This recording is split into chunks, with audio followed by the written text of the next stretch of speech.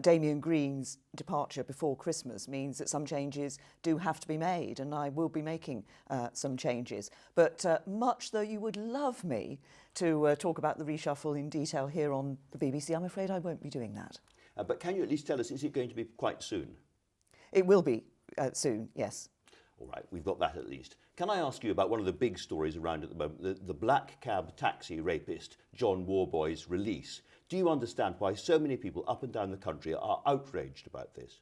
I do, absolutely. And in fact, I know somebody who was one of his victims and who was not contacted and first heard of what was happening through the media. So I recognise why people are so concerned about this. And that's why I think it's right. Obviously, the parole board operates independently, but I think it's right that we as a government are saying that we should look at the question of openness and that we should look at this whole issue too of how victims are kept in touch with what is happening. So the Secretary of State for Justice is going to be doing exactly that. Are you going to be looking again at the whole question of these decisions being taken by the parole board in secret? Because the public would like to know why this man is being released. Are there any justifications for it? Well, I think this question of openness is exactly one of the issues that we have to look at. And as I say, the parole board What's your own instinct? Well, my instinct is that people do want to know more about why decisions are taken in the way that they're taken. But look, let's look at this properly. And that is exactly what we're going to do as a government. But I fully recognise why people are concerned about this. Two of the victims had an appalling experience at the hands of the Metropolitan Police. They felt they were not being taken seriously, and they took the police to court back in 2014, and they won their case. But since then, they have been pursued by the police, backed by your government, all the way up to the Supreme Court. That's surely wrong. Well, look, I'm not going to comment on individual cases, but obviously, when these things are a matter for the courts, it's for the courts to determine what is right.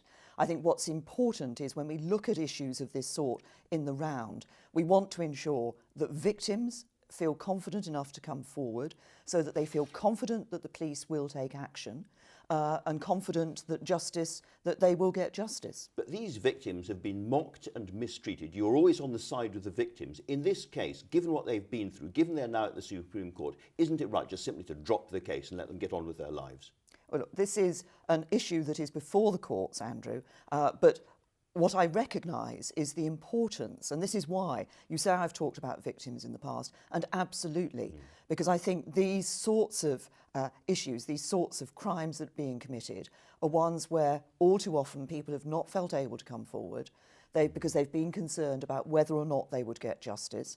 That's why it's so important that we ensure that we give people the confidence to be able to report these crimes, make these allegations, for them to be properly investigated, and then the right and proper action to be taken. Now, in this case, if I may say, as we're saying, we've got to a situation where it's got to another stage in relation to the release of the individual, and people are asking, as you say, why is it that this has happened, and why is it that victims weren't informed about this? Because there are victims, as I say, I know one who wasn't told about this. So it's important that we look at that and say, actually, should we be doing this in a different way? If necessary, will we see legislative change on this? Well, we will look at what is necessary. Yes, the Secretary of State for Justice, the Justice Department, will be looking at that over the next couple of months. They'll be asking the question, do we need to do things in a different way? And whatever the answer is, we'll do what is necessary. Can I turn to another really big story at the moment? I've seen winter crises come and go for many, many years as a reporter. I don't remember one quite like this in the NHS. 55,000 operations cancelled in a single month, a return to mixed-sex wards and all the rest of it. Can you remember when the crisis was as bad as this? Well, look, if we look at what has happened in the NHS and what is happening in the NHS, of course, as you say, there are winter pressures every year. But not like this. This is worse, isn't it? The NHS has actually been better prepared for this winter pressures than it has been before. You mentioned operations being postponed. That was part of the plan. Of course, we want to ensure that those operations can be reinstated as soon as possible, but it's about making sure that those who most urgently need care are able to get that treatment when they need it. But what I also know, and I visited Frimley Park Hospital only a few days ago. What I also know is that our NHS staff have been doing a fantastic job. They do that day in and day out, but they have been working really hard over this time of winter pressure and really delivering for people and doing a fantastic job. Sure, but Prime Minister, you say there's a plan. Let me tell you about Leah Butler-Smith, who was in an ambulance in a hospital outside Essex with her mother, who was having a stroke.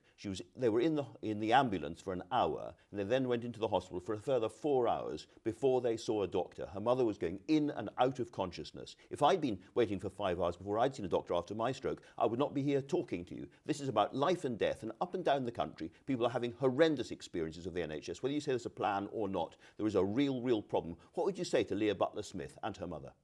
Well, obviously, you've raised an individual case with me, which I haven't seen the details of, and I recognise that people have concerns if they have experience of that sort. If we look at what is happening across the NHS, what we see is that actually the NHS is delivering for more people, it is treating more people, and more people are being seen within the 4 hours every day than has been in a few years ago. But of course, nothing's perfect, and there is more for us to do. We have planned for the winter pressures this year. We did put some more money in, and there has been planning, and hospitals have been dealing with it in different ways. As I say, when I met staff at Frimley Park, they were very clear about about what they'd been doing, and I saw the dedication of our NHS staff, which is so important to us all. But given what's happened, you have apologised. What have you said sorry for? What I said was that I was apologising for the fact that, of course, as we've seen, some operations have been postponed and some people have been delayed in being admitted to hospital. Now, if you look across the NHS, experience is different. Experience is different from hospital to hospital as to what is happening. There are some hospitals where very few operations have been cancelled. And there are some where the bed occupancy is 99.9%, yes, way above what is considered to be safe. And what we need to do is to ensure that in addition to the work that we're doing for putting extra funding into the NHS, that we are working to see where it is the case that hospitals have been perhaps being able to cope better than others. What is it that's enabled them to do that? What can we learn from this for the future? You say you've put the money in, but according to the Institute for Fiscal Studies, this is the tightest spending squeeze in the history of the NHS. Are you saying sorry for that? Yeah. We have put extra money into the NHS. We have been doing that, year in and year out. Not nearly enough, clearly. Well, year in and year out, we look at the funding for the National Health Service. And what we've done is consistently, where we felt that it did need more funding, we have put more funding into it. So we put some extra money in for the coping with the winter pressures. We've also, of course, in the budget in November, announced that for the next couple of years there will be extra money, further money, going into the National Health Service. So we look at what is needed and we recognise that. We also need to ensure that we're seeing across the whole of the NHS the best possible practice. We should be proud of the fact that our NHS has been named as the safest and best healthcare system in the world. Is there more we can do? Yes, of course there is. And that's what the government will be doing. The tightest funding squeeze in the history of the NHS, £6 billion out of the social care budget since 2010, which is why there are so many people in hospital beds at the moment, and an NHS reorganisation under Andrew Lansley, described by your own former advisor, Nick Timothy, as being a disaster, creating bureaucracy and destroying accountability. Surely those are the things you should be apologising for. Well, if you look at the social care system, we have recognised the pressure that is put on the NHS and the increased pressure on the social care system because of the ageing population. But you haven't done anything about it, I'm sorry. Well, yes, we have done something about it, Andrew. I'm sorry, you're wrong in that. We have put extra funding into the social care system, and we have worked with hospitals and with local authorities to identify how we can reduce those delayed discharges, i.e. patients being kept in hospital when they shouldn't be. You take £6 billion out from the NHS, from the local authorities, and you put a small amount of money back in. That is not solving the problem. That is putting a small sticking plaster on a wound that you have created. Yeah. The social care, I've always said, and I've said for some time now, that if we look at the social care system, we need to identify that there's a short-term answer, there's a medium-term answer and a longer-term answer. Short-term, we've put extra money in. Medium term, we need to ensure that best practice is being undertaken across the whole of the system. So there are some areas where you will see very few delayed discharges, others where you'll see a higher number. What we've done in the winter preparedness is worked on that, and we've actually seen the number of delayed discharges, that's elderly people being kept in hospital when they don't need to be, coming down. Longer term, we need a sustainable solution for our social care system, and that's what we're working on. Okay, now every single second winter, or every winter, depending on when you're looking at it, there is a winter NHS crisis. It goes on and on and on, and people like me say, where's more money? And people like you say, well, here's a bit more money. And then in a few years' time, there is another crisis. Surely the NHS needs a better long-term solution. Jeremy Hunt says there needs to be a 10-year funding plan for the NHS. Do you agree with him? Well, we've put, of course, what we're operating on at the moment is the 5-year forward view for the NHS, which is the forward view that the NHS themselves came forward with. They brought those proposals together. What about a 10-year plan? I mean, they say there's not enough money coming in. Well, and we have put the money in. We have put money in that was asked for that review. And we've actually put some extra money in the spring statement and the budget last year. A lot of the brightest Conservatives, best informed Conservatives in Parliament on this subject, people like Sarah Woolston, Oliver Letwin, are now talking about the need for a earmarked NHS tax of some kind to get away from this endless cycle of crises and patchwork money going in another crisis and so forth. Is it not time to look bravely and radically at the funding of the NHS? Well, what we do when we look at the money to go into the NHS, this isn't an issue of stopgaps here and there. Actually, every year when we produce budgets, we look at what funding is necessary for the NHS.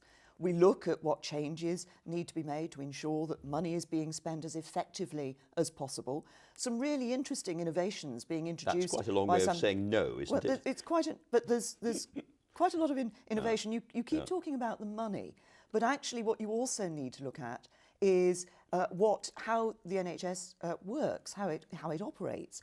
What I saw in the hospital I visited in the last few days, some really interesting innovations. They've done a huge amount of work with local GPs to actually reduce the number of elderly people that need to be in hospital. Now that's good for those elderly people. It's good for the beds they're releasing. It goes back to the £6 billion cut in social care budget since the Conservatives came into power. No, I'm sorry, it doesn't. Well, actually, what that is about the hospital and GPs working together to ensure that they are helping to keep elderly people out of hospital. We want everybody to work together, I agree with that. It's better for the elderly people. It releases beds for those who have more need for them. Can I move on to another big problem, which is railways? We're in Maidenhead. In Maidenhead, it's an extra £700 for your ticket to London since 2010. A heck of a lot of money. Across the country, commuters are looking at the railway system saying, we're paying through the nose, the rises get bigger and bigger and bigger, and the service is getting worse and worse. If this is privatisation, I want nothing to do with it.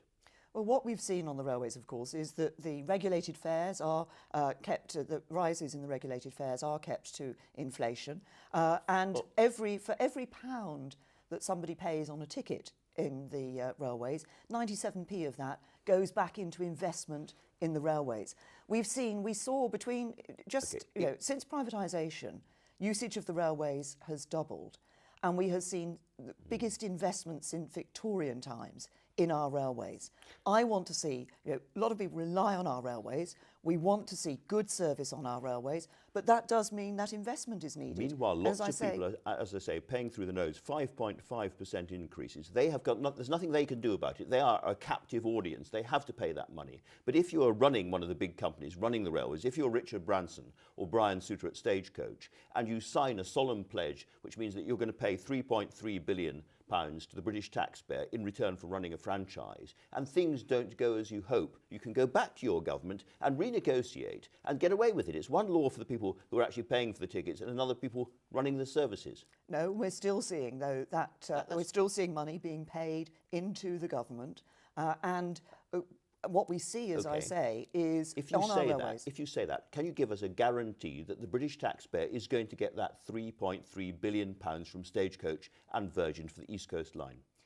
The Virgin and Stagecoach are still paying money to the government for the That's East not Coast a yes. for the East Coast line. But let's just look, the point you're making... So the answer is no to that. No, actually, no, Andrew, Lord Adonis is right. The taxpayer has lost out on this deal in big terms, and it provides an incentive for other companies to do the same thing. No, what I see when I look across the railways is railway companies that are wanting to provide a good service for their customers. You talk about the Maidenhead line, you know, how much somebody in my own constituency now has to pay for their season ticket. Actually, now they are soon going to be able to have the opportunity of not only using the Great Western trains, but also using Crossrail. Now, that's a huge investment in our railways. That's an improvement in service for many people. That's a choice for passengers that they can have. That's why we've seen passenger usage doubling under privatisation. Let me move slightly further north in England too. You've got a 25-year plan for the environment, and part of that is a big new northern forest. Can you explain a little bit about the thinking behind that and what it involves? I'll talk about the forest in a minute, but if I can just say why it's important, I think. People often think about environment issues and wonder whether the government can have an impact on that. If you just look at one thing that we've done, in 2015, we introduced the 5p charge on carrier bags, on plastic bags. Actually, we now see 9 billion fewer plastic bags being used. Some villages are banning them altogether. And so this is a difference. It's making a real difference. We want to do the same in relation to single plastic use. Nobody who watched Blue Planet will doubt the need for us to do something. Fantastic programme by the BBC. But the environment is about a huge variety of things. And that's why we are putting £5.7 million into what is going to be a new national forest, 120 miles, from Bradford, Leeds, Manchester and Liverpool, giving that environment, that habitat for wildlife, but also areas for people to go and enjoy.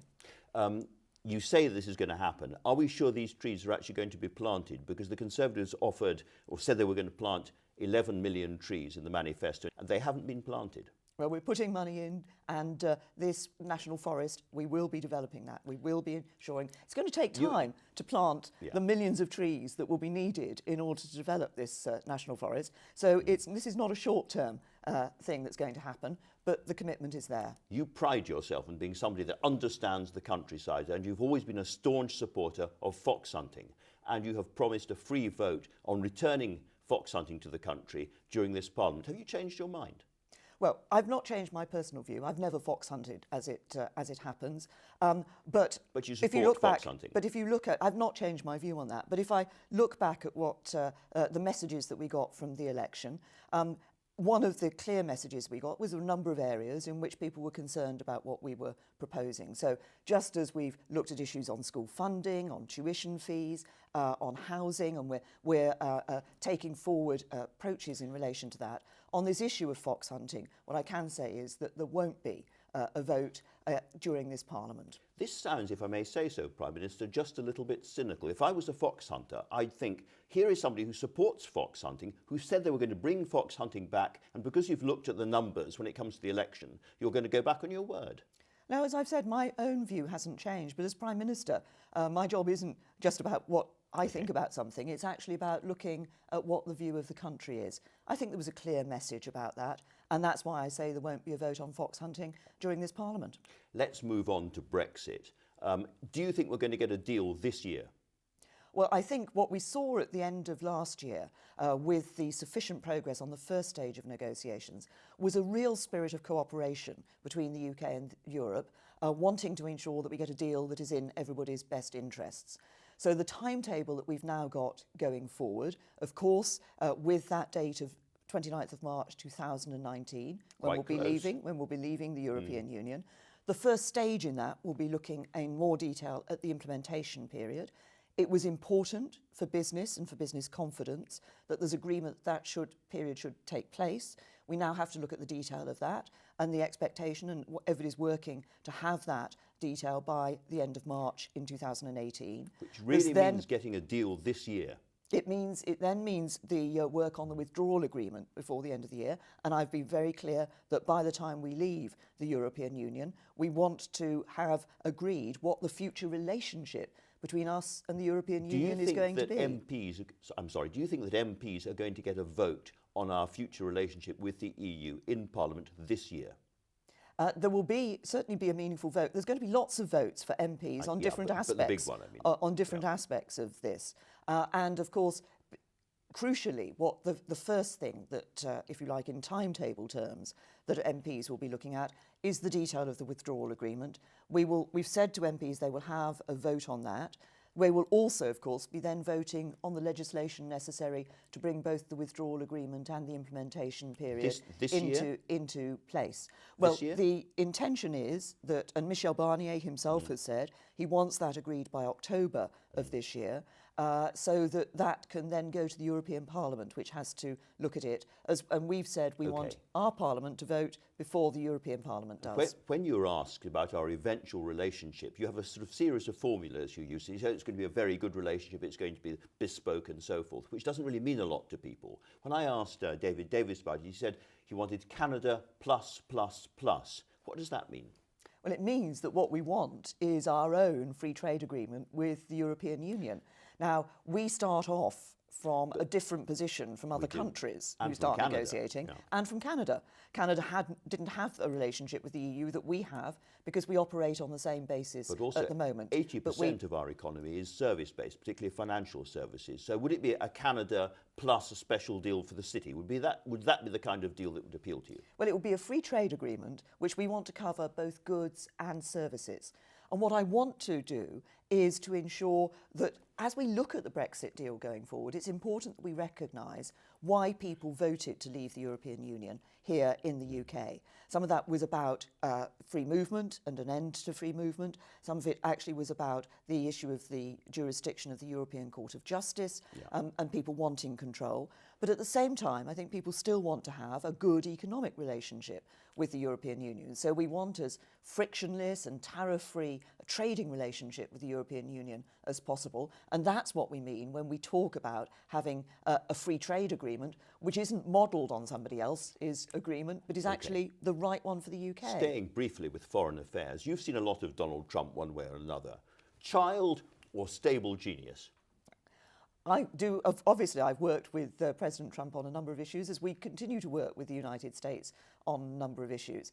President Trump, What do you make of him? What I make of him is somebody who is taking decisions on what he believes is in the best interests of the United States. You know, the United Kingdom government and I will take decisions here on what we believe is in the best interests of the UK. In the States, there are quite serious questions being raised by some people about his mental state. Do you think they're serious? No. As I say, when I deal with President Trump, what I see is somebody who is committed to ensuring that he is taking decisions in the best interests of the United States. And he's coming to this country? He will be coming to this country. Can I read you something you said in your New Year message? You said that in 2018, everyone has a right to be treated with respect. That means a public sphere in which debate is constructive and courteous and where we treat each other with decency. In that context, do you think it was right to appoint Toby Young to the new students' body, given what he said about being a porn addict and given the things he has said repeatedly on Twitter about women's breasts? Well, first of all, Toby Young has done exceedingly good work in relation to free schools, and that's what led to him being appointed to the Office for Students. When he was appointed, I was not aware of these comments that he had made. Frankly, I'm not at all impressed by those comments. He's now in public office, and as far as I'm concerned, if he was to continue to use that sort of language and talk in that sort of way, he would no longer be in public office. But for the time being, he's apologised, and from your point of view, that's enough. He can carry on. He's apologised, but as I say, if he continues to talk and use this sort of language, then he will no longer be in public office. Last time we were in this hotel, I asked you whether there would be a snap election. You said, no, there won't be. And then there was. Slightly in that context, can I ask you, I start off by saying that you're in a stronger position than you were a year ago, or less than a year ago. Are you in such a strong position you can now say to us clearly that you will fight the next general election? Well, Andrew, I've been asked that before, and I've said, you know, I'm not a quitter. I'm in this for the long term. And the but reason does that mean you'll fight the next election? I've said that before. I've said that I want to fight that. Obviously, I serve as long as people want me to serve. Theresa May, thank you very much.